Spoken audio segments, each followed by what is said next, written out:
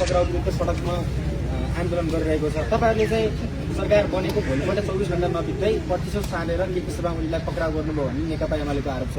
विशेष गरेर तपाईले 23 र 24 गते घटनामा जुन कार्की आयोग बनाएको थियो त्यो कार्की आयोगको प्रतिवेदन चाहिँ तपाईहरुले सरकारले आधिकारिकमा सार्वजनिक गरेको छैन। मिडियामा आएका केही अंशको आधारमा पक्राउ गर्यो भन्ने आरोप छ। यसलाई कसरी हेर्नुहुन्छ? त्यो प्रतिवेदन सार्वजनिक गर्ने निर्णय पनि भइसकेको छ, त्यसको प्रक्रिया पनि अगाडि बढिसकेको छ। त्यो फाइल अलिक ठुलो भएको हुनाले त्यसको प्रोसेसिङ काम भइरहेछ। तर जुन त्यो कपी छ त्यो संसदमा गएर त्यो दर्ता भइसकेको छ, पब्लिकले त्यहाँ गएर पढ्न पाउने। प्रतिशोधको हकमा के छ? हजुर, त्यस्तो कानुनी प्रक्रिया पुरा भएर त्यस्तो काम हुन्छ। कसैलाई पक्राउ गर्ने भनेर हामी कसैलाई प्रतिशोध साधेर पक्राउ गर्दैन।